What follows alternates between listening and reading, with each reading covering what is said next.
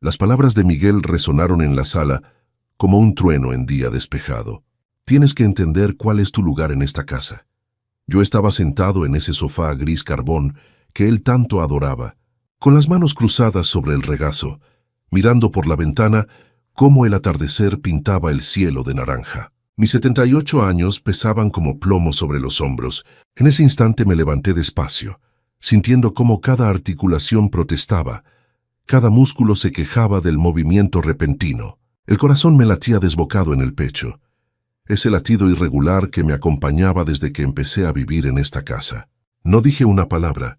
¿Qué palabras podrían existir para responder a un hijo que me hablaba así? Caminé por el pasillo estrecho, pasando junto a los retratos familiares colgados en la pared, fotografías donde yo aparecía sonriente, abrazando a mis nietos en tiempos que parecían pertenecer a otra vida. Entré a mi cuarto, ese viejo depósito que habían adaptado para mí, y cerré la puerta con cuidado.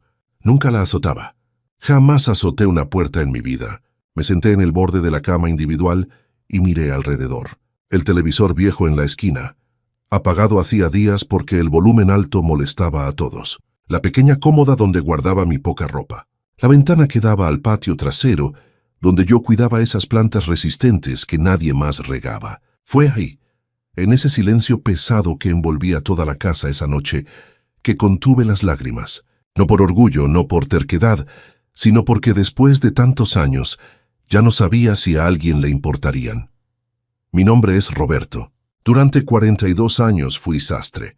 Mis manos conocían cada puntada, cada fibra, cada secreto escondido entre hilo y aguja. Hice trajes de novio que marcaron el día más feliz de hombres que apenas me conocían. Arreglé uniformes escolares para niños que crecieron ante mis ojos. Acorté pantalones para hombres apurados que apenas miraban mi rostro cuando venían a recoger sus prendas. Cuando mi vista comenzó a fallar, me jubilé sin lujos pero con dignidad. Tenía mi departamentito en Almagro, Buenos Aires, pequeño pero mío. Viví solo desde que mi esposa María falleció a los 52 años. Fueron años tranquilos de rutina sencilla. Compras en el mercado los sábados, misa los domingos, televisión bajita por las noches. Todo cambió ese martes por la mañana, cuando me resbalé en el piso mojado del baño y sentí como mi fémur se quebraba como rama seca. El dolor fue tan intenso que ni siquiera pude gritar. Me quedé ahí tirado en el piso frío del baño, mirando el techo pensando, así es como descubres que de verdad te has vuelto viejo. Fue Miguel quien vino a buscarme al hospital. Siempre fue práctico, objetivo, sin tiempo para cariños ni palabras dulces. Pensé que era solo su manera. El cansancio de la vida moderna, el apuro entre el trabajo y los hijos. «Papá, ya no puedes vivir solo», me dijo, acomodándose la mochila al hombro mientras yo firmaba los papeles del alta médica. «Vente a casa con nosotros. Te arreglaremos un cuartito».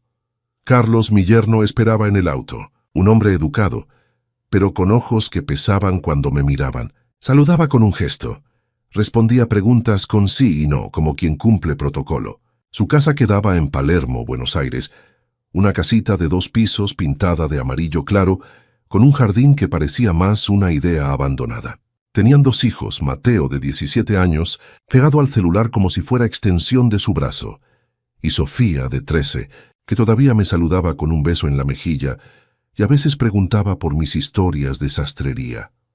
El cuartito que me prepararon estaba al final del pasillo. Antes era donde guardaban cachivaches, cajas de Navidad, ropa que ya no les quedaba, juguetes rotos de cuando los chicos eran pequeños. Pusieron una cama individual contra la pared, un televisor viejo sobre una mesa de plástico y un ropero de 2 puertas que crujía cada vez que lo abría. «Aquí vas a estar cómodo», dijo Miguel, alisando el cubrecamas floreado que había comprado especialmente para mí. «Tiene todo lo que necesitas». Y realmente tenía todo lo que ellos decían era necesario. Una cama para dormir, ropa para vestir, comida en la mesa. Pero faltaba algo que no se puede comprar en las tiendas ni acomodar en estantes. Algo que me tomó meses entender qué era. Me despertaba todos los días a las 5:30 de la mañana, costumbre de toda una vida. Hacía café en la cocina silenciosa. Lavaba los platos de la noche anterior amontonados en el fregadero, Regaba las plantas del patio trasero que parecían tan olvidadas como yo. Barría la vereda, doblaba la ropa que sacaba del tendedero, ordenaba cajones que nadie me había pedido ordenar. «Buenos días», saludaba cuando alguien aparecía en la cocina. Mateo gruñía algo parecido a un saludo, sin despegar los ojos del teléfono. Carlos asentía mientras preparaba su café con leche. Miguel, siempre apurado, besaba a los chicos en la frente y salía cargando su bolso, el almuerzo y las preocupaciones del día. Sofía era la única que aún respondía bien. «Buenos días, abuelo». «¿Dormiste bien?». Pero hasta ella, con el tiempo, se fue volviendo más distante, más envuelta con las amigas del colegio, con las redes sociales, con ese mundo nuevo que yo no podía seguir. Era como si yo fuera un mueble en la casa, útil cuando necesitaban algo, recibir paquetes, vigilar la casa cuando salían, pero invisible el resto del tiempo. La vida siguió así por casi 2 años. Me acostumbré al silencio, a las miradas que no me veían, a las conversaciones que sucedían como si yo no estuviera ahí. Pensé que era normal. Después de todo, cada uno tiene su propia vida, sus propias preocupaciones, sus propios mundos privados. Pero todo cambió el día que llegó ese sofá. Fue un lunes de marzo cuando vi el camión de reparto detenerse frente a la casa. 2 hombres bajaron sudando bajo el sol fuerte, cargando ese mueble enorme envuelto en plástico grueso. Carlos supervisaba, gesticulando para que tuvieran cuidado con el portón, con la pared, con el piso. «Cuidado ahí. Ese sofá costó 3 meses de sueldo», gritaba nervioso. Miguel llegó del trabajo justo cuando terminaban de desenvolverlo. Era un sofá en forma de L, gris carbón con tela de terciopelo, que brillaba según cómo le diera la luz. Tenía almohadones enormes, brazos anchos y ocupaba casi la mitad de la pequeña sala.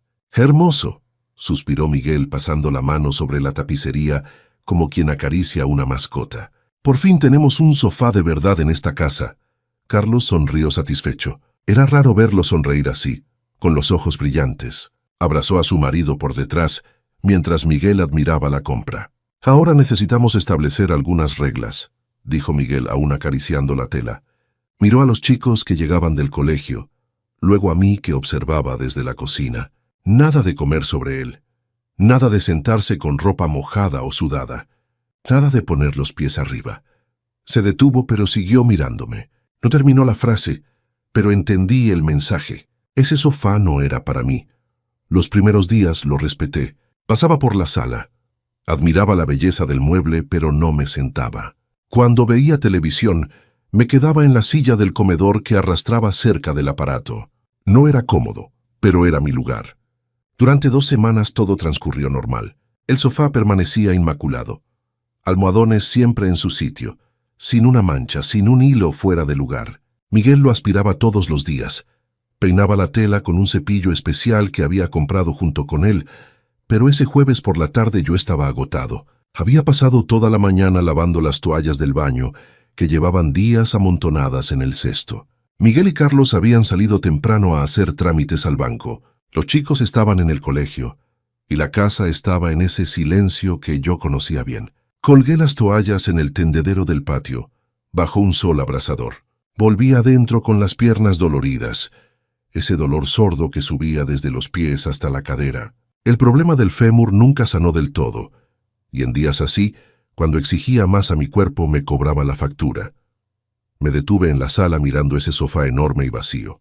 El televisor estaba apagado, la casa completamente silenciosa, solo el sonido de los ventiladores de techo girando despacio. Los almohadones estaban mullidos, invitadores, como 2 brazos abiertos esperando un abrazo. Pensé, solo unos minutos, solo hasta que pase el dolor. Me senté en el borde con cuidado, como quien prueba si el suelo aguantará. La tela era suave, más suave que cualquier cosa que hubiera tocado. Mi espalda se acomodó contra los almohadones, y por primera vez en meses sentí mi cuerpo relajarse completamente. Cerré los ojos un instante, sintiendo ese alivio subir por las piernas, la cadera, esparcirse como agua tibia. Fue entonces cuando escuché la llave girar en la cerradura. El corazón me dio un vuelco. Me levanté rápido, pero no lo suficiente. Miguel entró cargando bolsas del supermercado, sudando con esa expresión cansada de quien pasó el día resolviendo problemas. Me vio levantándome del sofá y se detuvo en la puerta. Las bolsas se le resbalaron de las manos, una se abrió y desparramó naranjas por todo el piso de la sala. El silencio que siguió fue diferente a todos los otros silencios que había enfrentado en esa casa. Era un silencio que cortaba, que pesaba, que gritaba sin hacer ruido. Los ojos de Miguel iban del sofá a mí, de mí al sofá, buscando alguna marca, alguna señal de que había ensuciado, arrugado, dañado su preciosa posesión. No encontró nada, pero eso no importó. «Papá», dijo con una voz que no reconocí. Era una voz baja, controlada, más aterradora que si estuviera gritando. «¿No escuchaste cuando dije que este sofá no es para que cualquiera se siente?» «Yo solo...» comencé, pero levantó la mano interrumpiéndome. «¿Solo qué?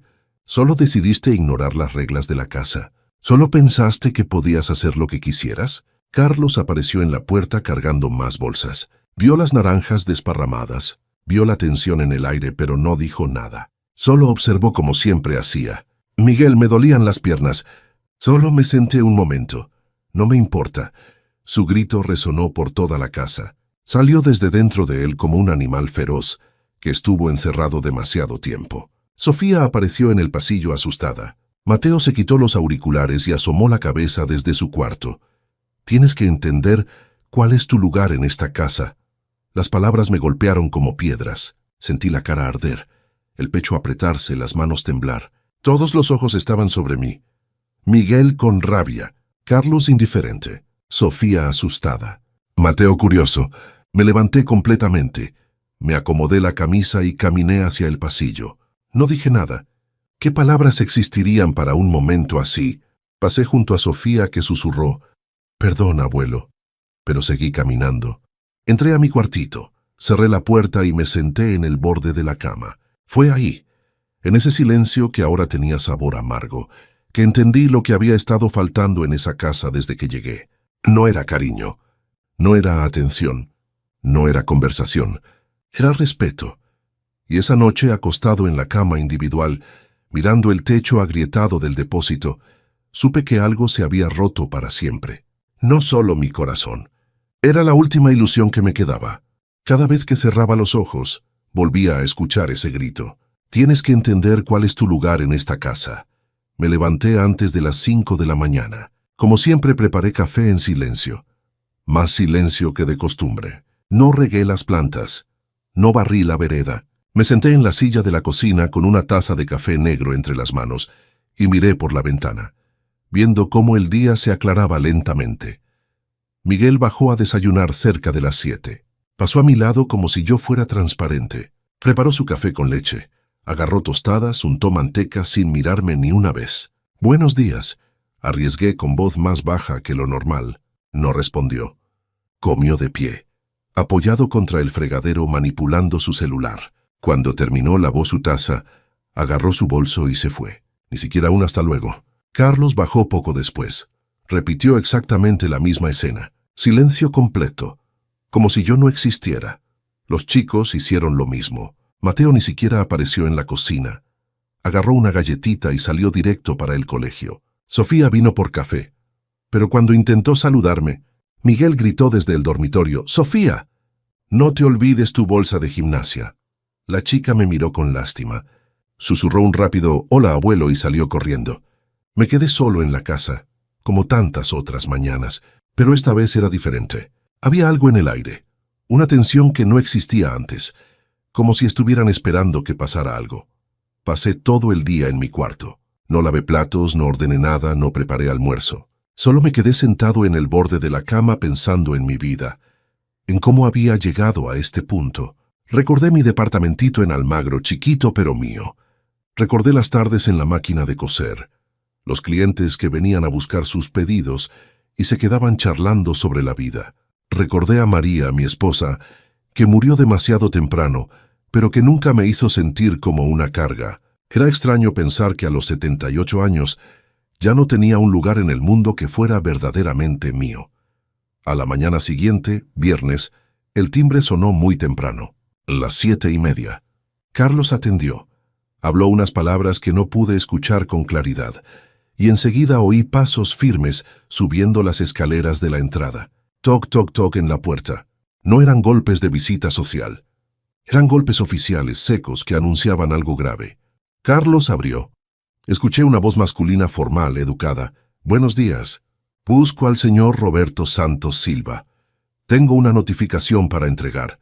El corazón se me detuvo. Salí de mi cuarto y fui a la sala. Era un hombre de traje azul marino con un portafolio de cuero oficial. «Oficial de justicia.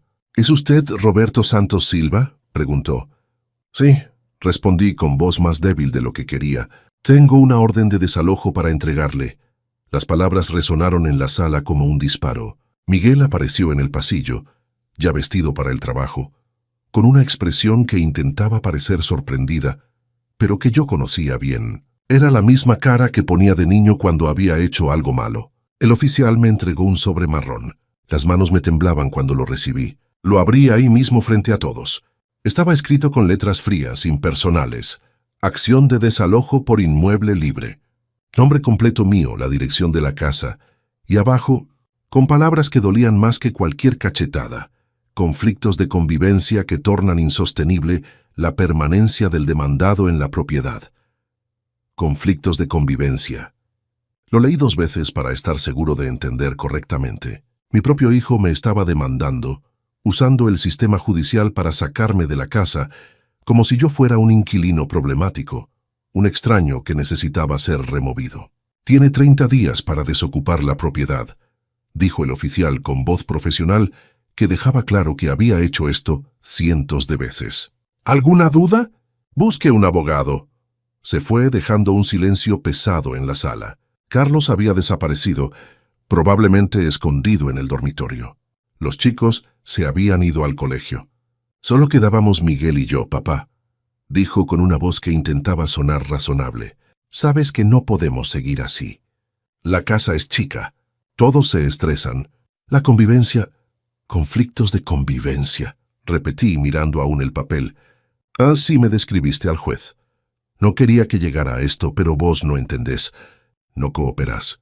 Solo ayer te sentaste en el sofá después de que te pedí que no lo hicieras».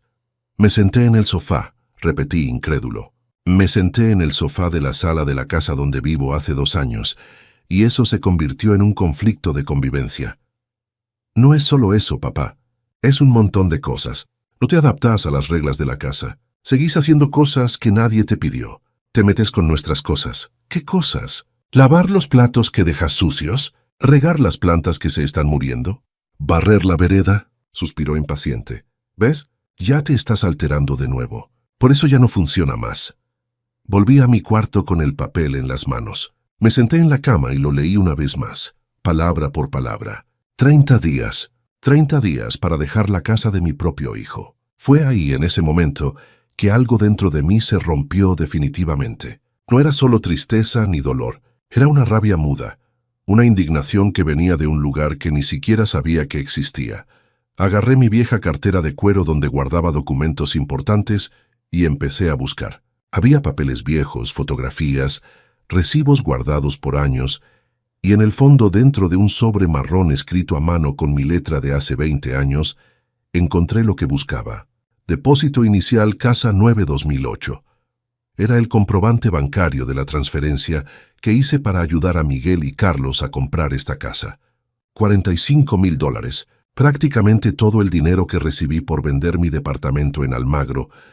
Me quedé mirando ese papel amarillento con la fecha, el monto, los nombres. Recordé ese día cuando Miguel vino llorando, desesperado porque iban a perder el financiamiento si no conseguían la cuota inicial. «Papá, ya no sé qué hacer. Carlos está trabajando en 2 empleos, pero no podemos juntar la plata. Si vos pudieras ayudar, solo un préstamo te lo devolvemos». No dudé ni un segundo. Vendí mi departamento, que no valía mucho, pero había sido mi hogar durante 20 años, y le di el dinero a él, para que mi hijo tuviera su propia casa, para que mis nietos tuvieran un hogar estable. «No hace falta que me lo devuelvas», le dije en ese momento. «Es para vos, para la familia». Y ahora me estaban echando como quien expulsa a un invasor. Agarré mi viejo celular y llamé a la única persona que sabía no me iba a juzgar. «La señora Eleonora». «Señora Eleonora, habla Roberto». «Perdone que la moleste. La voz de la señora Eleonora al otro lado de la línea fue como el abrazo de una madre, aun con 81 años. Mantenía esa firmeza cariñosa que conocía desde hacía 30 años, cuando íbamos a la misma iglesia en Almagro. «Roberto, mi hijo, qué bueno escuchar tu voz. ¿Cómo estás?». Intenté responder, pero las palabras se me trabaron en la garganta. Por primera vez desde que recibí ese papel, las lágrimas vinieron. No pude contenerlas. «Señora Eleonora, necesito ayuda». Le conté todo. El sofá, el grito, la orden de desalojo. Ella escuchó en silencio absoluto, sin interrumpirme ni una vez. Cuando terminé, escuché un suspiro largo del otro lado. «Qué vergüenza, Roberto, qué vergüenza. Ese muchacho no tiene vergüenza. No sé qué hacer. No puedo alquilar nada con mi jubilación». «Pará con eso», me interrumpió con esa autoridad dulce que siempre tuvo. «Vos venís para acá ahora mismo. Acá siempre va a haber un lugar para vos. Señora Eleonora, no puedo abusar de su bondad. Bondad nada, es obligación. Vos me ayudaste cuando murió Benedicto. ¿Te acordás? Te quedaste conmigo durante todo el velorio. Me cuidaste las primeras semanas. Ahora me toca a mí devolverte el favor». Recordé ese periodo. El marido de la señora Eleonora había muerto de un infarto hacía 5 años, y yo pasé semanas yendo todos los días a su casa, llevándole comida, haciéndole compañía, ayudándola con los papeles del inventario. Además, continuó, esta casa está demasiado quieta. Me va a hacer bien tener a alguien con quien conversar, compartir los quehaceres. Vení, muchacho. Vení hoy. Colgué con el corazón más liviano por primera vez en días. Miré alrededor del cuartito que había sido mi mundo durante 2 años. No había mucho para llevar. 2 valijas chicas alcanzarían para todo. Empecé a empacar mis cosas despacio. Doblé cada prenda con cuidado como siempre hacía. Guardé mis pocos libros, mis fotografías, mis medicamentos para la presión y el corazón. En el fondo del cajón encontré mi vieja caja de costura, la que me había acompañado por décadas. Abrí la tapa y repasé el contenido. Hilos de todos los colores, agujas de varios tamaños, botones guardados en frascos de remedios, metros de cinta y elástico, todo aún organizado como siempre lo mantuve. Mis dedos conocían cada compartimento, cada herramienta. Hacía más de 1 año que no cosía en esta casa. Nunca encontré espacio ni tranquilidad para hacerlo, pero sosteniendo esa caja, sentí una nostalgia inmensa por mi máquina de coser, por el sonido rítmico de la aguja atravesando la tela, por el olor a hilo nuevo. Cerca de las 3 de la tarde, cuando todos se habían ido, llamé un taxi. El chofer, un señor morocho de pelo blanco, me ayudó a cargar las valijas. «¿Se está mudando, don?», preguntó amable. «Sí», respondí. «Me estoy mudando».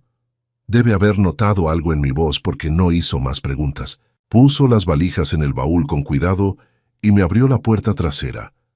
Antes de subir al auto, miré una última vez la casa amarilla de Palermo. Las plantas del patio trasero estaban marchitas. Nadie las regaría hoy ni mañana, probablemente.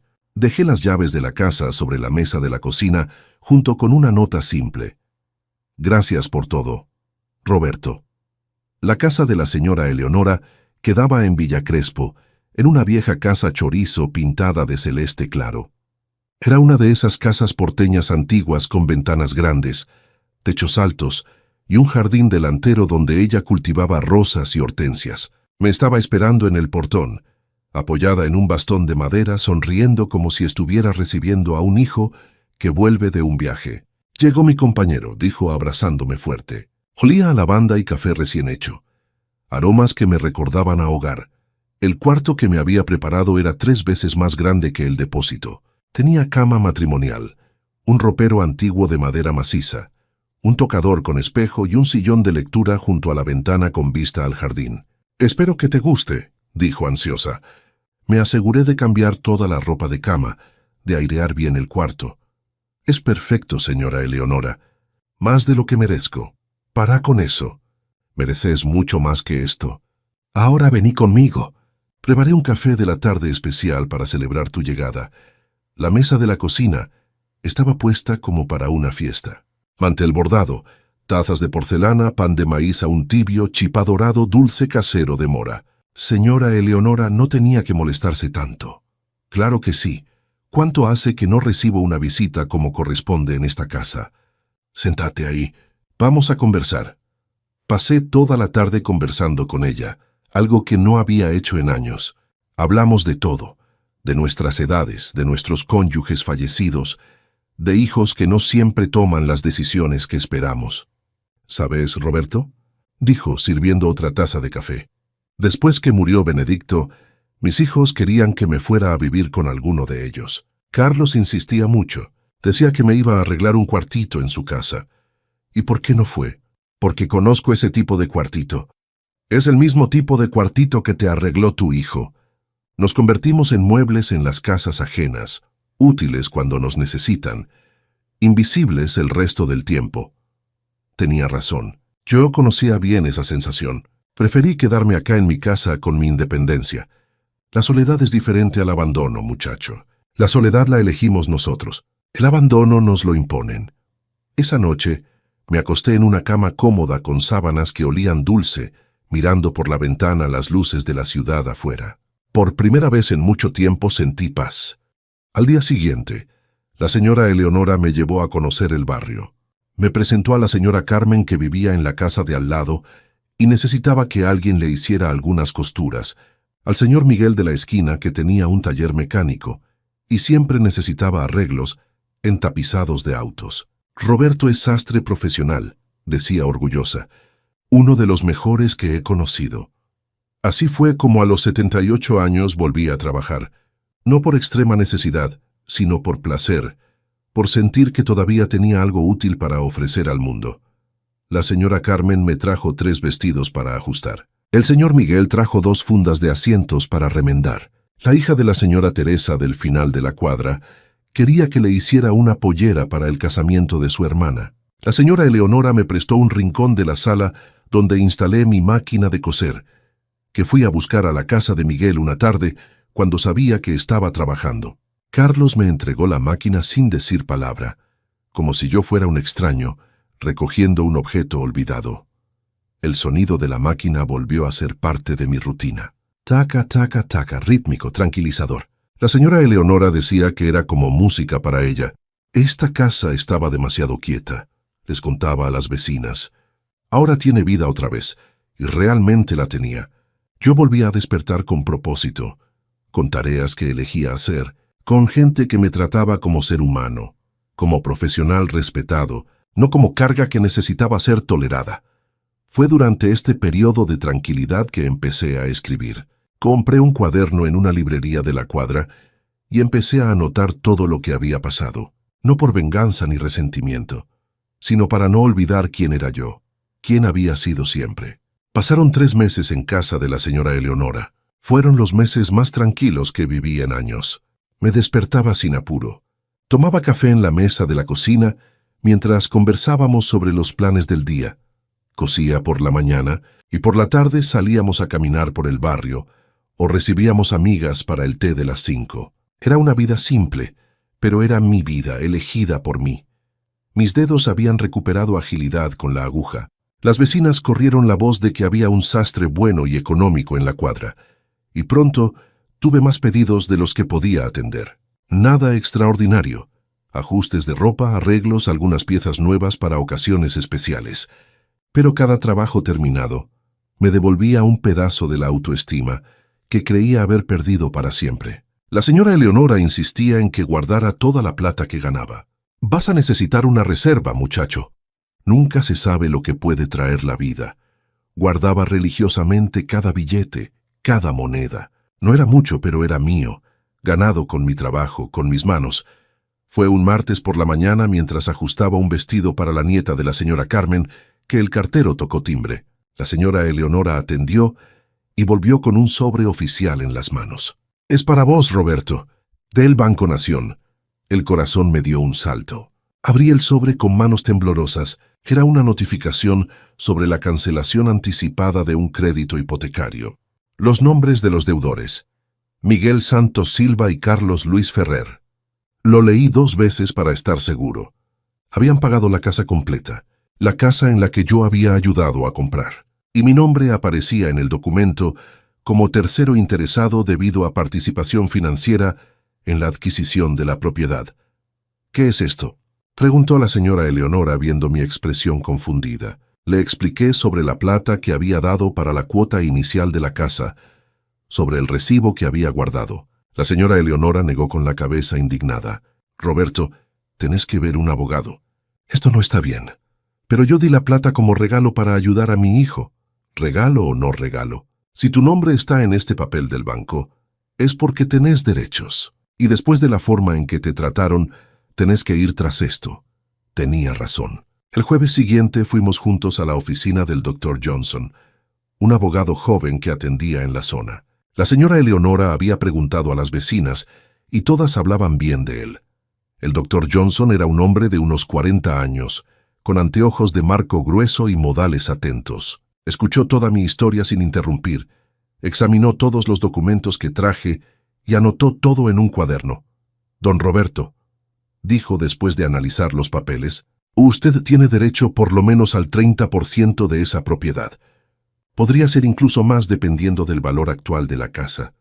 ¿Cómo es eso? Usted contribuyó significativamente a la adquisición del inmueble. Aunque haya sido un regalo, existe jurisprudencia sobre sociedad de hecho. El hecho de que su nombre aparezca en los documentos bancarios prueba que su participación fue reconocida. Me sentí mareado. 30% de una casa. Eso significaba plata. Plata suficiente para tener mi propia independencia. Pero doctor, dije aún inseguro, no quiero pelear con mi hijo. No quiero causar problemas. Se inclinó hacia adelante con expresión gentil pero firme. Don Roberto, con todo respeto, quien causó problemas fue su hijo. Él lo expulsó de la casa usando el sistema judicial. Ahora es momento de que usted use esta misma justicia para garantizar sus derechos. Salimos de la oficina con una propuesta. Él haría un intento de conciliación primero. Si Miguel y Carlos aceptaban compensar mi parte sin pelea, mejor para todos. Si no aceptaban, iríamos a juicio. No está mal intentar primero de buena voluntad, dijo el Dr. Johnson. Muchas veces la gente actúa mal porque piensa que no habrá consecuencias. Volví a casa con la cabeza zumbando. Parte de mí se sentía culpable por hacer esto contra mi propio hijo. Pero otra parte, una parte que crecía cada día, se sentía orgullosa por finalmente luchar por mí mismo. Esa noche tuve una larga conversación con la señora Eleonora en la cocina tomando té de manzanilla. «Estás haciendo lo correcto», dijo, sosteniendo mi mano. «No es venganza, es justicia. Diste lo mejor a esa familia y te pagaron con ingratitud. Pero es mi hijo, señora Eleonora, y vos sos su padre. Ser padre no significa aceptar cualquier falta de respeto. Significa enseñar qué está bien y qué está mal. Y lo que él te hizo estuvo mal». 2 semanas después, el Dr. Johnson llamó con noticias. Agendé una audiencia de conciliación para el martes que viene. Su hijo y su yerno van a estar ahí con su abogado. Es nuestra oportunidad de resolver esto sin ruido. Pasé los días siguientes nervioso, ansioso, ensayando mentalmente lo que iba a decir. La señora Eleonora me acompañó al juzgado el martes, aunque no pudo entrar a la sala de audiencias. «Todo va a salir bien», dijo abrazándome antes de entrar. «Estás del lado de la verdad». La sala de conciliación era chica, con una mesa ovalada en el centro. Cuando entré, Miguel y Carlos ya estaban ahí, sentados uno al lado del otro con un abogado mayor que gesticulaba mientras hojeaba papeles. Miguel me miró como si yo fuera un desconocido. No saludó, no hizo un gesto, no mostró ninguna emoción. Carlos evitó mi mirada completamente. El conciliador, un hombre de mediana edad con voz tranquila, explicó el procedimiento y le dio la palabra al Dr. Johnson, quien presentó nuestra propuesta con claridad y objetividad. Nuestro cliente contribuyó con $45,000 a la adquisición del inmueble en el año 2008. Ese monto, corregido por inflación, equivale hoy aproximadamente a $120,000. Proponemos un acuerdo por el monto de $80,000, muy por debajo de lo que correspondería, como forma de resolver el asunto amigablemente. El abogado de Miguel le susurró algo al oído. Él negó con la cabeza varias veces y respondió algo que no pude escuchar. Mi cliente alega que el monto fue una donación espontánea sin expectativa de devolución, dijo su abogado. El Dr. Johnson sonrió. Con todo respeto, La documentación del Banco Federal prueba la participación de nuestro cliente como tercero interesado. Además, tenemos acá la orden de desalojo que ustedes movieron contra él. Es por lo menos contradictorio expulsar de la casa a alguien de quien se afirma recibió tan generoso regalo. Fue entonces que Miguel finalmente habló, mirándome a los ojos por primera vez. «Papá, no entiendo por qué estás haciendo esto. Nosotros te cuidamos durante años». «Cuidar», repetí, sintiendo una fuerza subir dentro de mí. Me dieron techo y comida, Miguel. Pero cuidar es diferente. Cuidar significa tratar con respeto, con cariño, como familia. Vos no colaborabas con las reglas de la casa. Las reglas de la casa, lo interrumpí con firmeza en la voz que me sorprendió a mí mismo, incluían no sentarme en el sofá de la sala. Me trataste como empleado no deseado, no como padre ni abuelo. El silencio en la sala fue pesado. El conciliador se aclaró la garganta. Bien, intentemos encontrar un punto medio. La negociación duró casi 2 horas. Idas y vueltas, susurros entre Miguel y su abogado, pausas para consultar al cliente. El doctor Johnson se mantuvo firme pero respetuoso. Yo me quedé sentado en esa silla incómoda, viendo a mi hijo tratar nuestra relación como transacción comercial. Finalmente, después de mucho ir y venir, llegaron a una propuesta. $70,000 pagados en 2 cuotas. La primera en 30 días, la segunda en 60.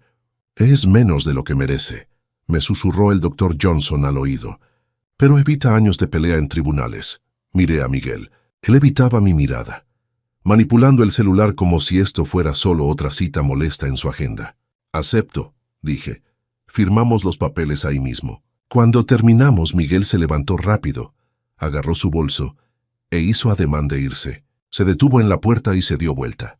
Espero que estés satisfecho ahora. No, Miguel, respondí, levantándome también. No estoy satisfecho. Nunca voy a estar satisfecho con la forma en que me trataste. Pero al menos ahora tengo mi dignidad de vuelta. Se fue sin responder. Carlos lo siguió en silencio, como siempre hacía. El doctor Johnson me acompañó hasta la salida del juzgado. Fue muy valiente, don Roberto. Espero que esto le traiga la paz que merece. La señora Eleonora me esperaba en el banco de la plaza, frente al juzgado. Cuando me vio salir, vino corriendo a mi encuentro. ¿Y cómo fue? Le conté todo durante el camino de vuelta a casa. Ella negaba con la cabeza, a veces indignada con la frialdad de Miguel, a veces orgullosa de mi firmeza. $70,000, Roberto. ¿Sabes lo que eso significa? Sabía que significaba libertad, significaba opciones, significaba nunca más depender de nadie. El primer pago llegó exactamente en la fecha prevista. El doctor Johnson llamó confirmando el depósito. $35,000 en mi caja de ahorro. Era más plata de la que había visto junta en toda mi vida. ¿Y ahora? Preguntó la señora Eleonora cuando le conté del depósito. ¿Qué vas a hacer? Voy a buscar una casa, respondí sin dudar. Chica simple pero mía. Pasamos semanas visitando propiedades en la zona, casitas pequeñas, departamentos de un ambiente, monoambientes, hasta que encontramos una casita baja en Villa Crespo, a 3 cuadras de la casa de la señora Eleonora. Era una casa vieja pero bien mantenida. 2 dormitorios pequeños, living, cocina, baño y un patio trasero chiquito donde entrarían perfectamente algunas macetas de plantas. El precio estaba dentro de lo que podía pagar. $50,000 al contado. Es perfecta para vos, dijo la señora Eleonora examinando cada rincón. Cerca del mercado, cerca del centro de salud, cerca de mí. Cerré el trato ese mismo día. La mudanza fue rápida. No tenía muchas cosas para llevar. Mi ropa, mi máquina de coser, algunos objetos personales. La señora Eleonora insistió en prestarme algunos muebles hasta que pudiera comprar los míos. No es préstamo, dijo cuando intenté protestar. Es regalo de bienvenida. El primer día en mi nueva casa, me desperté antes de que saliera el sol, como siempre. Pero esta vez era diferente. Me levanté de mi cama en mi cuarto. Caminé por mi living hasta llegar a mi cocina. Hice café en mi cocina con agua de mi canilla, usando mi taza favorita. Me senté en la silla de la cocina, una silla simple de madera que compré en un negocio de muebles usados, y tomé café mirando por la ventana hacia mi patio. Todavía estaba vacío, pero ya sabía exactamente dónde iba a plantar cada cosa, Con la plata que me sobró, compré muebles básicos, un sofá de 2 cuerpos donde podía sentarme cuando y como quisiera, una mesa comedor para 4 personas, una cama matrimonial cómoda, un ropero espacioso, y en la sala, en el rincón junto a la ventana, instalé mi máquina de coser sobre una mesa que mandé a hacer a medida. Ahí, con la luz natural de la mañana, volví a trabajar con aún más placer que antes. Las vecinas pronto descubrieron dónde vivía. La señora Carmen apareció con una torta de limón para darme la bienvenida. El señor Miguel trajo una maceta para el patio. La hija de la señora Teresa vino a pedirme que le hiciera su vestido de novia. ¿Vas a hacer mi vestido de casamiento?, preguntó con ojos brillantes. Sería un honor. No hacía un vestido de novia desde hacía años. Acepté el desafío con el corazón latiendo de emoción. Pasamos semanas eligiendo tela, modelo, detalles. Era un vestido simple, pero ella quería que fuera especial. Trabajé en él con el cuidado de quien crea una obra de arte. El día del casamiento fui invitado a la ceremonia. Ver a la novia entrando a la iglesia con el vestido que mis manos habían creado fue uno de los momentos más emocionantes de mi vida. Estaba radiante, y el vestido le caía perfectamente en el cuerpo. Gracias, don Roberto, susurró, abrazándome después de la ceremonia. Hizo el vestido de mis sueños. Eran momentos como estos los que me hacían entender que mi vida no había terminado a los 78 años. Había empezado de nuevo. Sofía apareció en mi casa un sábado por la tarde, 3 meses después de que me mudé. Tocó timbre tímidamente, mirando sobre el hombro como si estuviera haciendo algo prohibido. «Hola, abuelo», dijo cuando abrí la puerta. «¿Puedo pasar?» Había crecido en los meses que no nos veíamos. Estaba más alta, más mujer, pero sus ojos seguían siendo los mismos, dulces, curiosos, cariñosos. «Claro que sí, mi niña. Pasa, pasa». Le preparé una merienda, le mostré la casa, el patio donde había plantado tomates y albahaca. Ella estaba encantada con todo. «Qué linda casa, abuelo. ¿Sos feliz acá?» «Muy feliz, mi niña. Por primera vez en mucho tiempo». Se quedó callada un momento, revolviendo su chocolatada. «Abuelo, te extraño. La casa se volvió diferente después de que te fuiste». «¿Diferente cómo?», «Más silenciosa. Y las plantas del patio se murieron todas. Nadie se acuerda de regarlas». Sentí una punzada en el corazón, pero no de tristeza, de orgullo por haber sido extrañado, por haber importado. «Podés venir a visitarme cuando quieras. Sofía, esta casa también es tuya. Ella me visita casi todos los sábados ahora. A veces trae a Mateo, que ha crecido y se ha vuelto más educado.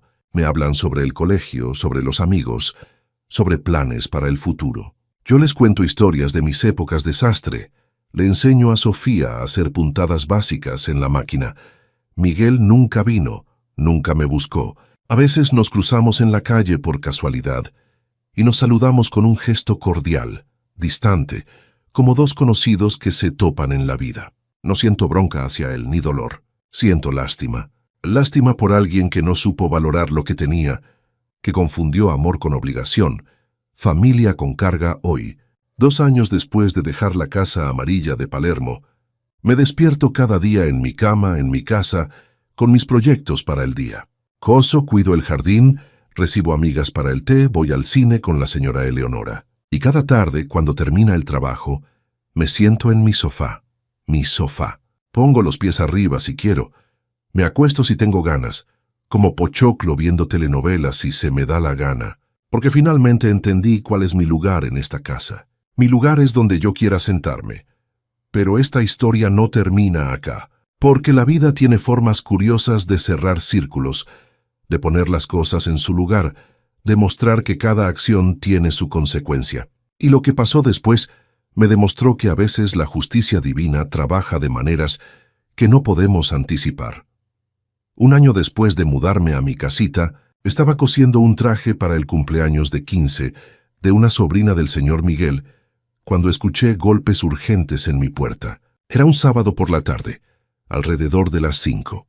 Cuando abrí, me encontré con Sofía parada en el umbral, con los ojos rojos e hinchados de llorar. Detrás de ella estaba Mateo, callado con expresión seria que no era normal en un chico de 19 años.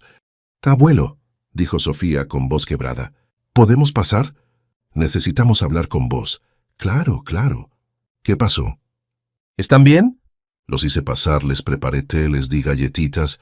Sofía no paraba de secarse las lágrimas con un pañuelo de papel. Mateo miraba al piso, moviendo nerviosamente la pierna. «Abuelo», comenzó Sofía, «papá y Carlos se están separando». La noticia me golpeó como un balde de agua fría. «¿Qué? ¿Cuándo pasó esto?» «Hace 2 meses que están con problemas», explicó Mateo, hablando por primera vez. Empezaron a pelear mucho. Por plata, por la casa, por todo. Carlos conoció a alguien en el trabajo, continuó Sofía, llorando más fuerte ahora. Se enamoró de otro tipo. Le dijo a papá que se quería ir, que ya no lo amaba. Mi corazón se partió, no por Miguel y Carlos, sino por estos 2 chicos que estaban sufriendo la destrucción de su familia. Los abracé a los 2, dejándolos llorar en mis hombros como cuando eran pequeños. «¿Y tu papá cómo está?», pregunté suavemente. «Destruido», dijo Mateo. «No sale de la habitación, no va al trabajo. Solo llora y grita. Dice que Carlos lo usó, que le arruinó la vida, que dio todo por él y así le paga». Las palabras me sonaron dolorosamente familiares. ¿Cuántas veces yo había sentido exactamente lo mismo? «¿Y la casa, abuelo?», dijo Sofía. «Carlos quiere vender la casa. Dice que tiene derecho a la mitad, porque la compraron juntos. Papá no quiere vender. Dice que es su casa, que la compró con su plata. Pero el abogado le dijo que Carlos tiene derecho, porque estuvieron juntos 20 años. Me quedé en silencio procesando toda esta información. La ironía era tan grande que casi dolía. Miguel, quien me había echado de esa casa, quien me había negado el derecho de sentarme en un sofá, ahora estaba enfrentando la posibilidad de perder esa misma casa. «¿Y ustedes dónde están viviendo?», pregunté. «Seguimos en la casa», dijo Mateo. «Pero es horrible, abuelo. Papá y Carlos no se hablan. Cuando se cruzan, pelean. Todo es tenso. No podemos invitar amigos. No podemos vivir tranquilos. ¿Saben qué es lo peor, abuelo?», dijo Sofía, mirándome con esos ojos dulces llenos de dolor. «Papá sigue diciendo que vos fuiste injusto con él, que le sacaste plata que no te correspondía, que por tu culpa él no tiene suficiente dinero ahora para quedarse con la casa completa cuando la vendan».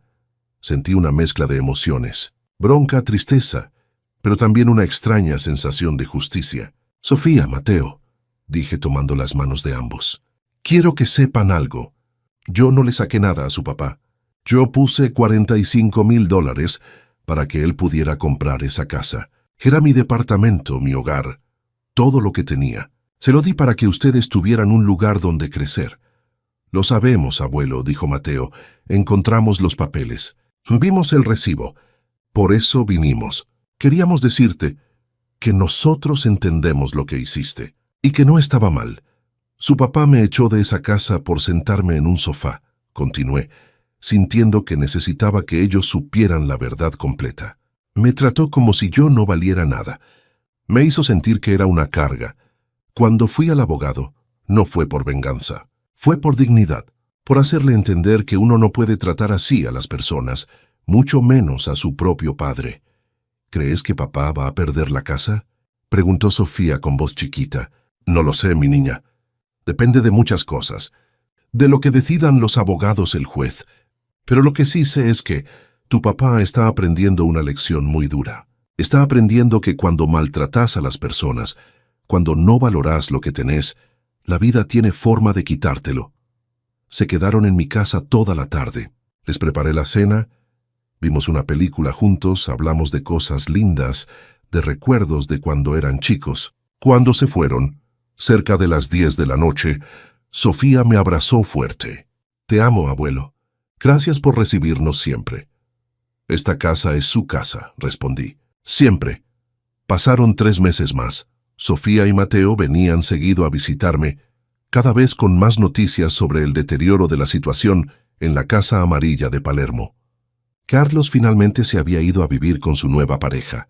Miguel había tenido que contratar otro abogado porque el primero era demasiado caro. La casa estaba en venta forzada por orden judicial. Y lo más irónico de todo, Miguel había tenido que mudarse a un departamento chiquito alquilado mientras se resolvía la división de bienes. Un departamento que, según me contó Sofía, era más chico que el cuarto que él me había dado a mí. La vida tiene formas extrañas de enseñarnos lecciones. 6 meses después de que Carlos se fuera, la casa amarilla de Palermo finalmente se vendió. Sofía me contó los detalles una tarde, mientras tomábamos mate en mi patio. Se vendió por $200,000, abuelo, dijo con tristeza. Papá recibió su mitad, pero tuvo que pagar tantos abogados, tantas deudas, que le quedó muy poco. ¿Y dónde está viviendo ahora? Pregunté, aunque parte de mí no quería saber. En un monoambiente en Caballito. Es tan chiquito, abuelo. Ni siquiera tiene lugar para que Mateo y yo nos quedemos cuando lo visitamos. Dormimos en colchones inflables en el piso. La ironía era tan profunda que casi dolía. El hombre que me había dado un depósito como habitación ahora vivía en un espacio donde ni siquiera sus propios hijos podían quedarse cómodamente. ¿Él está bien?, pregunté, porque a pesar de todo seguía siendo mi hijo. No, abuelo. Está amargado, enojado con el mundo. Dice que todos lo traicionaron. Carlos, los abogados, el sistema. ¿Y vos? ¿Yo? Sí. Dice que si no le hubiera sacado esos $70,000, ahora tendría suficiente plata para haber comprado un departamento mejor. Que todo es culpa tuya.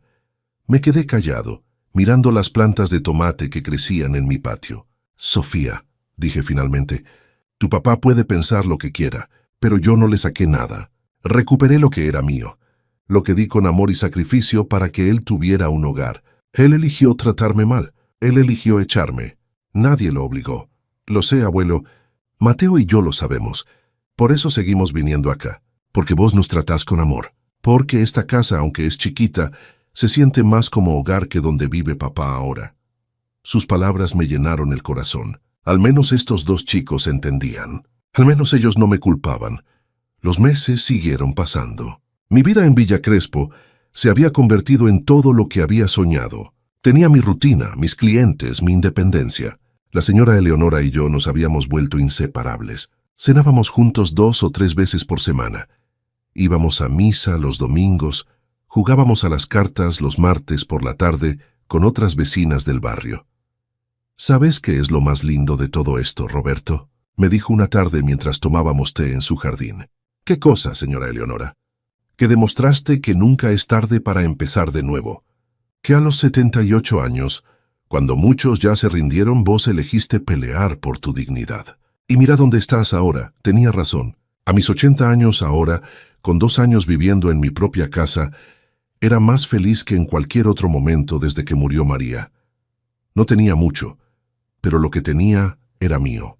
Mi casa, mi trabajo, mi tiempo, mis decisiones. Nadie me gritaba. Nadie me hacía sentir que era una carga. Nadie me decía dónde podía o no podía sentarme. Un domingo de noviembre, después de misa, estaba caminando por la plaza de Villa Crespo cuando vi una figura familiar sentada en un banco. Estaba encorvada, mirando al piso, con ropa arrugada y barba de varios días sin afeitar. Me acerqué despacio, y cuando estuve lo suficientemente cerca, confirmé lo que sospechaba. Era Miguel. Se veía viejo. No solo mayor, sino viejo de una forma que va más allá de los años. Viejo en el alma. Tenía ojeras profundas. Las manos temblaban ligeramente, y su mirada estaba perdida en algún punto indefinido del suelo. «Miguel», dije suavemente. Él levantó la cabeza sobresaltado, como si lo hubiera despertado de un sueño. Cuando me reconoció, su expresión pasó por varias emociones. Sorpresa, vergüenza, rabia y finalmente algo parecido a la resignación. «Papá», dijo con voz ronca. «¿Hola? ¿Qué haces acá?», pregunté, aunque probablemente ya sabía la respuesta. «Vivo cerca», respondió vagamente. «A 2 cuadras». Nos quedamos en silencio por un momento. El aire entre nosotros era pesado con todo lo no dicho, con todos los años de dolor, bronca, resentimiento. «¿Puedo sentarme?», pregunté señalando el banco. Él se encogió de hombros, lo que tomé como un sí. Me senté dejando un espacio prudente entre nosotros. Observamos juntos a los chicos jugando en la plaza, a las familias paseando, a la vida sucediendo alrededor nuestro. «Los chicos me contaron que te separaste de Carlos», dije finalmente. «Sí», respondió cortante. «Me dejó por otro. Después de 20 años juntos. Lo siento». «¿En serio?», dijo con sarcasmo. «¿Lo sentís? Después de todo debe darte satisfacción ver cómo me fue mal». No, Miguel, respondí con calma. No me da ninguna satisfacción verte sufrir. Sos mi hijo. Siempre voy a querer que seas feliz, aunque vos no hayas querido lo mismo para mí. Él me miró por primera vez realmente, y vi lágrimas en sus ojos. Perdí todo, papá. La casa, mi pareja, mi estabilidad. Vivo en un agujerito donde apenas entro yo. Trabajo el doble para pagar abogados y deudas. ¿Y los chicos? Los chicos casi no me visitan. ¿Sabes por qué los chicos casi no te visitan? Pregunté gentilmente. Porque vienen a visitarme a mí, casi todos los sábados. Sofía me ayuda con la costura. Mateo me lleva al médico cuando tengo que ir. Cenan conmigo, me cuentan sus cosas, me piden consejo. La expresión en su cara fue de dolor puro. Lo sé, Sofía me lo contó. Dice que tu casa se siente más como hogar que la mía. ¿Y sabes por qué, Miguel? Me animé a preguntarle la verdad que necesitaba escuchar. Porque el hogar no es un lugar. Es un sentimiento. Es donde te tratan con respeto, con amor, donde sentís que importás. Vos me diste un techo, pero nunca me diste un hogar. Yo les doy a tus hijos lo que vos no me diste a mí. Las lágrimas ahora caían libremente por sus mejillas. Fui un mal hijo, ¿no? Fuiste un hijo que cometió errores, respondí. Pero no es tarde para cambiar. Nunca es tarde. ¿Cómo cambio esto, papá? ¿Cómo arreglo todo lo que rompí? Empezando por reconocer lo que hiciste mal, dejando de culpar a todos los demás por tus problemas, entendiendo que Carlos no te traicionó más de lo que vos me traicionaste a mí, aprendiendo que la forma en que tratás a las personas tiene consecuencias. Se cubrió la cara con las manos y lloró. Lloró como no lo había visto llorar desde que era niño. Lloró con todo el cuerpo, con sollozos que le sacudían los hombros. Y yo, a pesar de todo, a pesar del dolor que me había causado, puse mi mano en su hombro, porque seguía siendo mi hijo, porque el amor de padre no se apaga, aunque a veces se esconda debajo de capas de dolor y resentimiento. Lo siento, papá, dijo entre sollozos. Lo siento tanto. Te traté horrible. Te hice sentir que no valías nada. Te eché de mi casa por sentarte en un estúpido sofá. ¿Qué clase de persona hace eso? Una persona que estaba perdida, respondí. Una persona que había olvidado lo que realmente importa en la vida. ¿Podés perdonarme alguna vez? Preguntó mirándome con esos ojos rojos e hinchados. Ya te perdoné, Miguel. Te perdoné hace mucho. Si no lo hubiera hecho, la bronca me habría comido por dentro. Perdonar no fue por vos, fue por mí. Para poder ser libre, no merezco tu perdón. Nadie merece el perdón, hijo. Por eso se llama perdón. Se da porque uno elige darlo, no porque el otro lo merezca. Nos quedamos sentados en ese banco por más de una hora, hablando realmente por primera vez en años. No arreglamos todo ese día. El dolor era demasiado profundo, las heridas demasiado frescas. Pero fue un comienzo. Antes de irme le di mi dirección. Si alguna vez querés venir a tomar un café, sabes dónde encontrarme.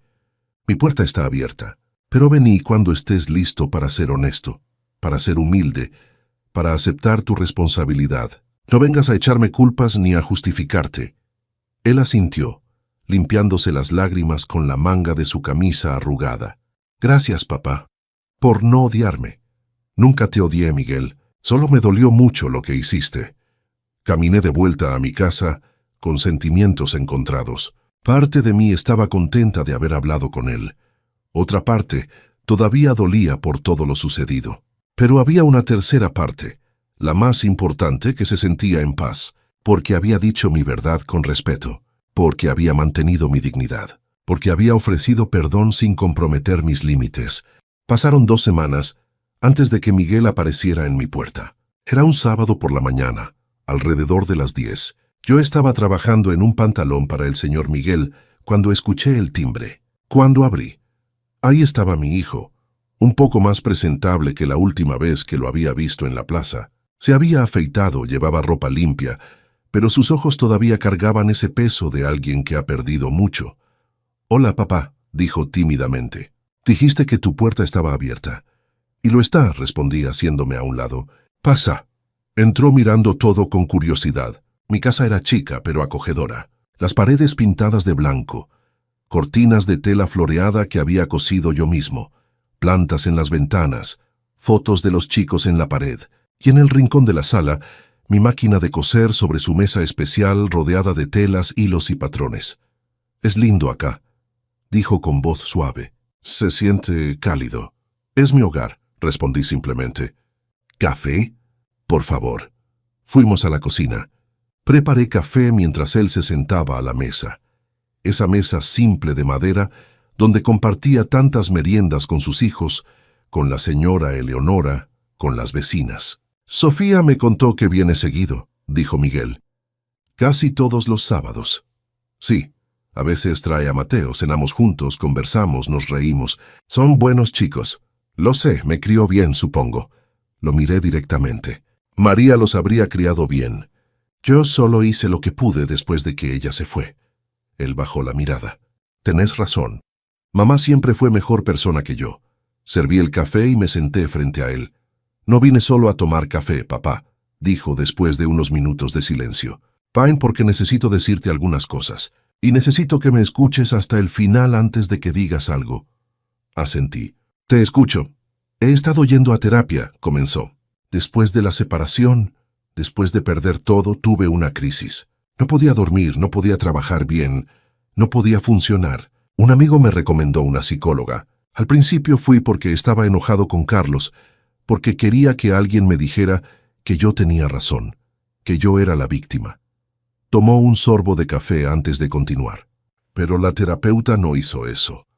En cambio, empezó a preguntarme sobre mi vida, sobre mis relaciones, sobre cómo trataba a las personas. «Y hablamos mucho sobre vos, papá, sobre cómo te traté, sobre el sofá, sobre echarte, sobre todo».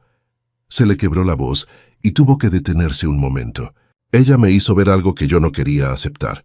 Me hizo ver que la forma en que traté a Carlos al final era la misma forma en que te había tratado a vos, con desprecio, sin valorar su presencia, haciendo que sintiera que era una carga. Y cuando Carlos me dejó, yo sentí exactamente lo que vos debiste sentir cuando yo te eché. Me sentí usado, descartado, como si no valiera nada.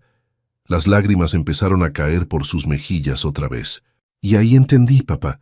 Entendí que Carlos no me hizo nada que yo no te hubiera hecho a vos primero. Que la vida me estaba enseñando la lección que necesitaba aprender. Que uno no puede tratar a las personas como descartables y esperar que lo traten diferente. Me quedé callado, dejándolo vaciar todo lo que necesitaba decir. «Vos me diste $45,000 para que pudiera tener una casa. Vendiste tu departamento, tu hogar de 20 años, para que yo pudiera tener estabilidad. Y yo te pagué dándote un depósito como habitación y eventualmente echándote porque te sentaste en un sofá». Se cubrió la cara con las manos. «¿Cómo pude ser tan cruel? ¿Cómo pude ser tan ciego? Vos sos mi padre. Me criaste solo después de que murió mamá. Trabajaste toda tu vida como sastre para que yo pudiera estudiar, para que tuviera oportunidades.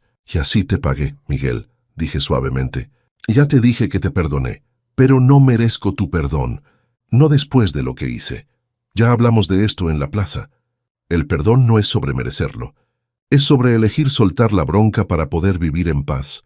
¿Cómo haces eso, papá? ¿Cómo soltás la bronca? Con tiempo, con trabajo interno, con ayuda. Yo también hablé con alguien después de que me echaste, un cura de la iglesia que conocía desde hace años. Me ayudó a procesar todo, a entender que tu comportamiento decía más sobre vos que sobre mí, que yo no había hecho nada malo, que mi valor como persona no dependía de cómo me tratabas». Miguel asintió lentamente. La terapeuta me dijo algo parecido, que la forma en que tratamos a otros refleja cómo nos sentimos con nosotros mismos. «¿Y ahora cómo te sentís con vos mismo?», pregunté. «Horrible», admitió. «Siento que arruiné todo. Mi matrimonio, mi relación con mis hijos, mi relación con vos. Siento que no merezco nada bueno». «Eso no es cierto, Miguel. Cometiste errores graves. Me lastimaste profundamente, pero no sos irreparable. Podés cambiar. Podés ser mejor. Ya diste el primer paso viniendo acá, reconociendo lo que hiciste mal. ¿Cómo empiezo a arreglarlo?», preguntó con desesperación en la voz.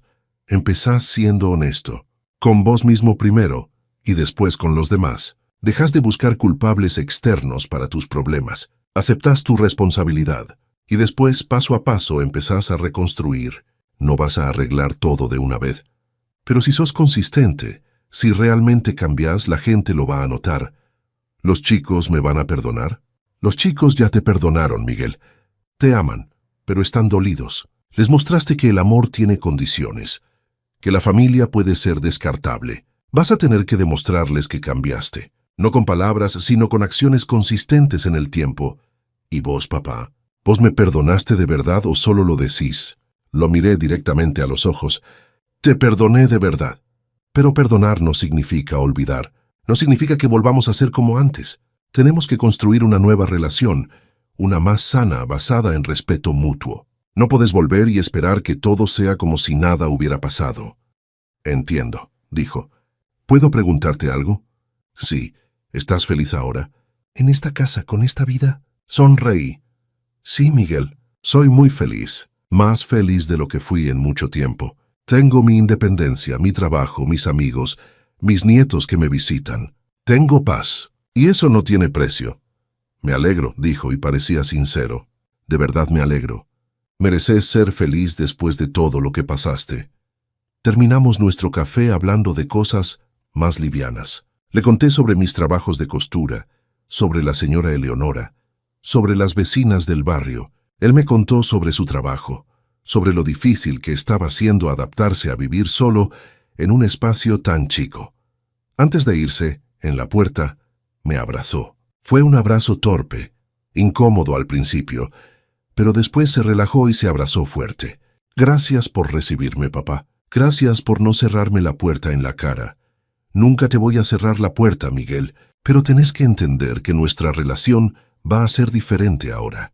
Vas a tener que ganarte la confianza de vuelta. Lo sé, y voy a trabajar en eso. Te lo prometo. Lo vi alejarse por la calle y volví adentro. La señora Eleonora, que había venido mientras Miguel y yo conversábamos y esperó en el jardín para no interrumpir, entró detrás de mí. ¿Cómo te sentís?, preguntó. No sé, admití. Aliviado, creo, pero también cauteloso. No quiero ilusionarme demasiado. Eso es sabio, dijo ella. El perdón es importante, pero también lo son los límites. Vos hiciste bien. Le abriste la puerta, pero dejaste claro que las cosas no van a ser como antes. ¿Crees que realmente puede cambiar?, pregunté. No lo sé, Roberto. Algunas personas cambian. Otras solo aprenden a decir lo que queremos escuchar. El tiempo te va a mostrar cuál es Miguel. Los meses siguientes fueron interesantes. Miguel empezó a visitarme cada 2 semanas. A veces venía solo, a veces con los chicos. Nunca se quedaba demasiado, 1 o 2 horas máximo. Pero en esas visitas vi pequeños cambios. Preguntaba cómo estaba yo. Escuchaba realmente cuando le contaba sobre mi vida. Se ofrecía a ayudar con cosas pequeñas, cambiar una lamparita, arreglar una canilla que goteaba. No era el hijo perfecto. Todavía tenía sus momentos de egoísmo. Todavía a veces hablaba sin pensar. Pero estaba tratando. Y yo valoraba el esfuerzo. Una tarde, después de uno de sus cafés dominicales en mi casa, Sofía se quedó un rato más después de que Miguel se fuera. Abuelo, dijo. Papá está cambiando, ¿no? Está intentándolo, respondí. ¿Es suficiente para vos? No sé si es suficiente, Sophie, pero es algo. Y por ahora, estoy dispuesto a darle la oportunidad de seguir intentando. ¿Lo vas a perdonar completamente alguna vez? Ya lo perdoné, mi niña. Pero el perdón no borra el pasado. Solo nos permite seguir adelante sin cargar el peso de la bronca. Tu papá y yo nunca vamos a tener la relación que teníamos antes, pero tal vez podamos construir algo nuevo, algo más honesto. Te admiro, abuelo, dijo abrazándome. No sé si yo podría ser tan generosa si alguien me tratara como él te trató a vos. Esperemos que nunca tengas que averiguarlo, respondí besándole la frente. Pero si alguna vez pasás por algo así, recordá esto. El perdón no es para la otra persona, es para vos. Es para que puedas vivir sin el veneno de la amargura comiéndote por dentro. 1 año después de ese primer café en mi casa, Miguel me invitó a su departamento en Caballito. Era la primera vez que me invitaba a su nuevo hogar. No es gran cosa, papá, me advirtió por teléfono. Es muy chiquito, pero me gustaría que lo vieras. Acepté la invitación con curiosidad y algo de aprensión. El departamento estaba en un edificio viejo de 4 pisos sin ascensor. Subí las escaleras despacio. deteniéndome en cada piso para recuperar el aliento. Miguel me esperaba en la puerta del tercer piso. Cuando entré entendí lo que había querido decir. Era un monoambiente de quizás 30 metros cuadrados. Una cama contra una pared, una mesita con 2 sillas, una cocinita integrada y un baño pequeño. Eso era todo. No te voy a mentir, papá, dijo Miguel mirando alrededor con expresión incómoda. Es muy diferente de la casa de Palermo. Es chico, admití, pero está limpio, ordenado. Es tu espacio. Se sentó en una de las sillas y me indicó que me sentara en la otra. Preparó mate, y mientras lo cebaba habló. ¿Sabes lo que me di cuenta viviendo acá? Preguntó. ¿Qué cosa? Que el cuarto que te di en mi casa era más chico que esto. Y esto ya me parece chico para mí solo. No puedo imaginar cómo te sentiste vos, a los 76 años, después de haber vivido solo en tu propio departamento, teniendo que conformarte con un depósito adaptado. Sus palabras me sorprendieron. Era la primera vez que realmente parecía entender la magnitud de lo que me había hecho. Y lo peor, continuó, es que vos nunca te quejaste. Nunca dijiste este cuarto es muy chico o necesito más espacio. Te adaptaste en silencio porque no querías causar problemas, porque sos buena persona, y yo aproveché esa bondad. Miguel, no, papá, déjame terminar. Necesito decir esto. Cuando Carlos me dejó y tuve que buscar este lugar, me sentí humillado. Pensaba, ¿cómo voy a vivir en un lugar así? Y entonces recordé que vos viviste en un lugar más chico sin quejarte. Y me dio vergüenza, tanta vergüenza. Se le llenaron los ojos de lágrimas. Ahora entiendo lo que debe haber sido para vos. La falta de privacidad, de espacio, de dignidad, que encima te traté como si me estuvieras haciendo un favor a vos de dejarte quedarte. Tomé un mate que me ofreció. El espacio físico era lo de menos, Miguel. Lo que más me dolió fue cómo me trataron, como si fuera invisible, como si no importara. Lo sé y lo siento tanto, papá. Ojalá pudiera volver atrás y hacerlo diferente. No podés volver atrás, pero podés hacer diferente de ahora en adelante. Eso es lo que estoy tratando de hacer, dijo. Por eso te invité hoy. Quería que vieras cómo vivo ahora. Quería que vieras que entiendo, aunque sea un poco, lo que pasaste. Pasamos la tarde conversando como no lo habíamos hecho en años. Me contó sobre su terapia, sobre las cosas que estaba descubriendo sobre sí mismo, sobre los patrones que había repetido sin darse cuenta. La terapeuta dice que aprendí a relacionarme con amor de forma condicional, explicó, que crecí pensando que el amor había que ganárselo, que había que merecerlo. Por eso les puse tantas reglas a todos, a Carlos, a los chicos, a vos. ¿Y ahora qué pensás?, pregunté. Ahora pienso que el amor no debería tener tantas condiciones, que la familia se trata con respeto simplemente porque es familia, que no tenías que ganarte el derecho de sentarte en un sofá en una casa donde también vivías. Me emocioné escuchándolo, no porque las palabras arreglaran el pasado, sino porque mostraban genuino entendimiento. Hay algo más que quiero decirte, dijo Miguel después de un silencio. Estuve hablando con un abogado sobre la plata. Mi corazón se aceleró. ¿Qué pasa con la plata? Los $70,000 que te pagamos. No fue suficiente, papá. Vos pusiste 45,000 en 2008. Con inflación y todo, merecías más.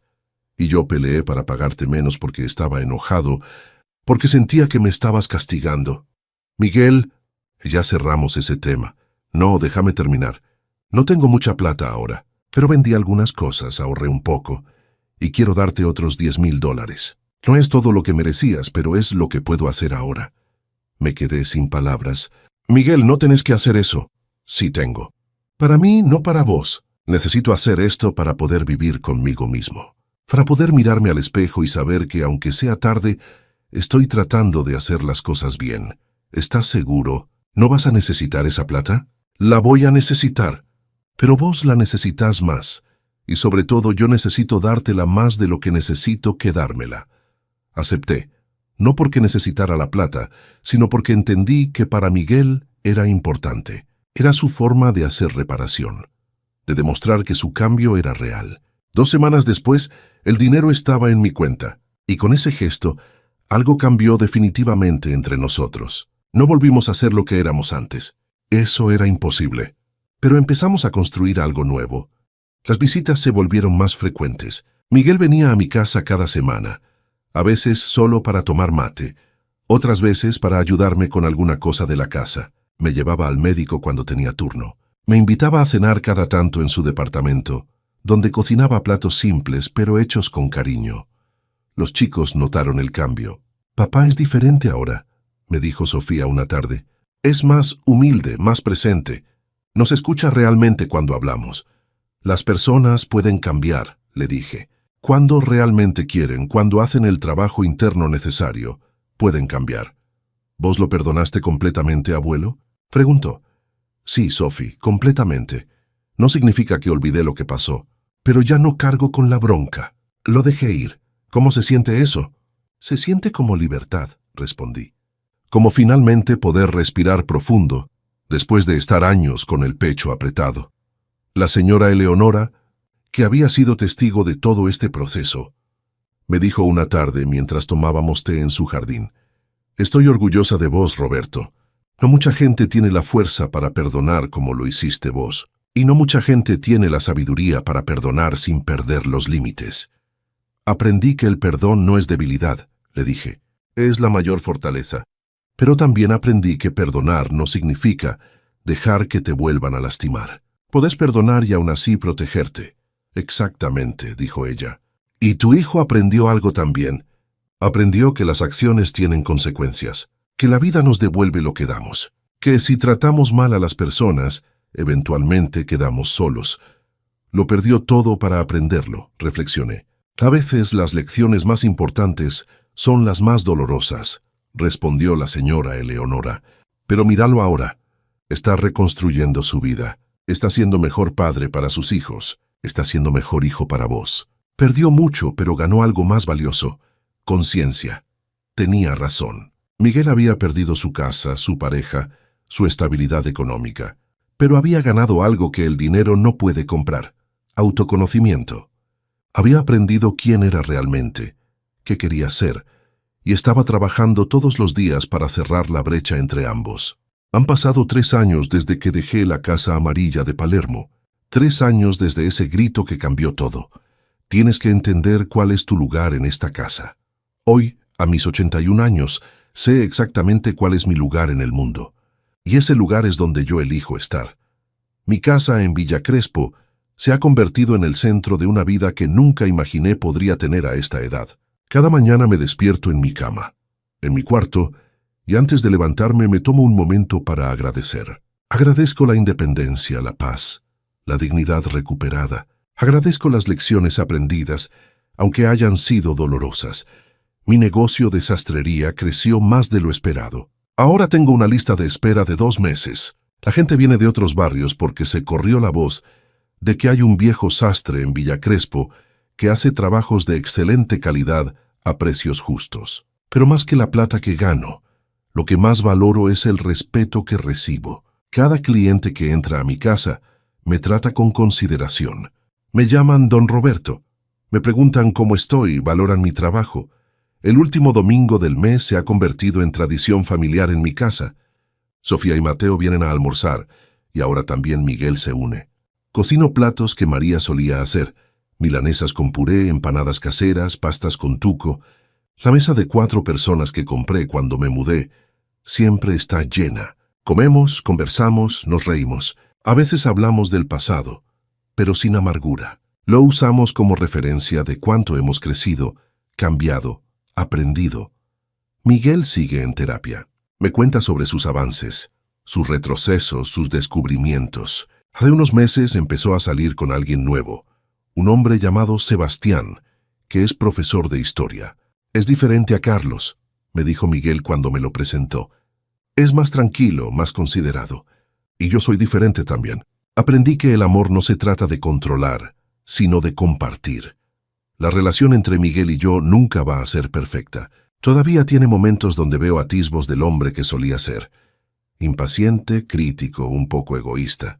Pero ahora cuando eso pasa, él mismo se da cuenta. Se detiene, respira, se disculpa. «Perdón, papá. Estoy cayendo en viejos patrones». Y yo aprecio esa conciencia. Aprecio el esfuerzo constante. Sofía está estudiando psicología en la universidad ahora. Dice que lo que pasó en nuestra familia La inspiró a querer ayudar a otras familias a comunicarse mejor, a tratarse con más respeto. Vos me enseñaste que nunca es tarde para poner límites, abuelo, me dijo hace poco, que el amor propio no es egoísmo. Esas palabras me llenaron el corazón de orgullo. Mateo, que ahora tiene 22 años, viene seguido a ayudarme en la casa. Arregla cosas que yo ya no puedo arreglar solo. Me lleva en auto cuando necesito ir lejos. Me acompaña al médico. Sos como el abuelo que siempre quise tener, me dijo una vez. Gracias por no rendirte con nosotros, por seguir siendo parte de nuestras vidas aunque papá te trató mal. La señora Eleonora sigue siendo mi confidente, mi mejor amiga, mi familia elegida. Cenamos juntos al menos 3 veces por semana. Vamos al cine. Jugamos a las cartas con las vecinas, cuidamos los jardines de nuestras casas. Mira todo lo que construiste en estos 3 años, me dijo hace poco mientras tomábamos mate en mi patio. Una casa, un negocio, una familia reconstruida, paz interior. Sos un ejemplo para todos nosotros. No soy ningún ejemplo, le respondí. Solo soy un viejo que tomó las decisiones que tenía que tomar para sobrevivir con dignidad. Exactamente, dijo ella. Eso es lo que te hace un ejemplo. No te rendiste. No dejaste que la amargura te consumiera. Elegiste tu propia felicidad. Cada tarde, cuando termino mi trabajo de costura, hago exactamente lo que quiero hacer. A veces me siento en mi sofá, ese sofá de 2 cuerpos que compré cuando me mudé, y pongo los pies arriba. A veces veo telenovelas comiendo pochoclo. A veces solo me quedo ahí, mirando por la ventana, disfrutando la paz. Y cada vez que lo hago, pienso en ese sofá gris carbón de Palermo, en cómo algo tan simple como sentarme desencadenó todo esto. Ese sofá representaba todo lo que estaba mal en esa casa. El control, la falta de respeto, la jerarquía donde yo estaba en el fondo. Pero irónicamente, ese sofá también fue el catalizador para mi libertad. Si Miguel no me hubiera gritado ese día, si no me hubiera echado, quizás yo seguiría ahí, conformándome, aceptando migajas de dignidad, envejeciendo en un depósito mientras pretendía que todo estaba bien. A veces pienso en el Roberto de hace 3 años, ese hombre de 78 años, sentado en el borde de una cama individual, conteniendo lágrimas, preguntándose si a alguien le importaría. Y quiero abrazarlo, decirle, aguanta un poco más, sé que duele, sé que te sentís invisible, inútil, descartable, pero esto no es el final, es el principio. Vas a encontrar tu fuerza, vas a recuperar tu dignidad, vas a construir una vida que ames, vas a ser feliz. Las lecciones que aprendí en estos 3 años son muchas. Aprendí que nunca es tarde para empezar de nuevo, para pelear por uno mismo, para exigir respeto. Aprendí que el perdón es liberador, pero que no significa aceptar maltrato. Aprendí que la familia biológica es importante, pero que la familia elegida también cuenta. Aprendí que mi valor como persona no depende de cómo me traten otros, sino de cómo me trato a mí mismo. Aprendí que a veces perder todo es necesario para descubrir quiénes somos realmente. Miguel perdió su casa, su pareja, su estabilidad. Yo perdí el techo de mi hijo, la ilusión de una familia unida. Pero ambos ganamos algo más valioso: claridad. Él aprendió qué tipo de persona no quiere ser. Yo aprendí qué tipo de vida no estoy dispuesto a vivir. Y aprendí algo más: que las personas pueden cambiar, pero solo si realmente quieren. Miguel cambió porque tocó fondo, porque perdió tanto, que no tuvo más opción que mirarse al espejo y enfrentar quién era. Pero hay gente que toca fondo, y aún así culpa a todos menos a sí mismos. Hay gente que nunca aprende. Tengo suerte de que mi hijo eligió aprender. La semana pasada Miguel me trajo algo. Era un paquete envuelto en papel marrón. «Es para vos, papá», dijo tímidamente. Cuando lo abrí, encontré una foto enmarcada. Era una foto mía de hace muchos años. Quizás tenía 40, trabajando en mi taller de Almagro. Estaba inclinado sobre la máquina de coser, concentrado en mi trabajo, con anteojos puestos y una cinta métrica alrededor del cuello. No recordaba que esa foto existiera. «Mamá la tomó», explicó Miguel. «La encontré entre sus cosas cuando estaba ordenando unas cajas». «Mira la expresión de tu cara en esa foto, papá. Estás en tu elemento, haciendo lo que amás». Y pensé, mereces tener una vida así otra vez, y la tenés. Recuperaste eso. Me emocioné mirando esa foto. Gracias, hijo, dije, y esta vez la palabra hijo salió sin dolor, sin resentimiento. Salió con amor. Gracias a vos, papá, respondió. Por no rendirte conmigo, por darme la oportunidad de cambiar, por demostrarme que nunca es tarde para ser mejor. Hoy esa foto está en mi sala, junto a las fotos de mis nietos, de la señora Eleonora, de mi María. Es un recordatorio de quién he sido siempre, un trabajador, un sobreviviente, un hombre con dignidad. Y es un recordatorio de que aunque la vida me doblegó, nunca me rompió. Si esta historia tocó tu corazón, si reconociste en Roberto a alguien que conoces, o incluso un pedazo de vos mismo, por favor deja un me gusta en este video y suscríbete al canal para no perderte otras historias reales que muestran que nunca es tarde para empezar de nuevo, para luchar por nuestros derechos, para elegir nuestra propia felicidad. Y en los comentarios, contame, ¿alguna vez pasaste por una situación donde necesitaste redescubrir tu lugar en el mundo? Tu historia puede inspirar a otras personas. Así como la historia de Roberto, nos enseña que la dignidad no tiene edad y que a veces perder todo es la única forma de descubrir quiénes somos realmente. También, déjame saber desde dónde estás mirando. Me encanta saber de espectadores de todo el mundo. Un abrazo fuerte y nos vemos en el próximo video, porque al final todos merecemos saber cuál es nuestro lugar en este mundo. Y ese lugar es donde elegimos estar, donde nos tratan con respeto, donde podemos sentarnos en cualquier sofá que queramos, cuando queramos, como queramos. Mi nombre es Roberto, tengo 81 años, y finalmente sé cuál es mi lugar, es aquí, en mi casa, en mi vida, siendo yo mismo.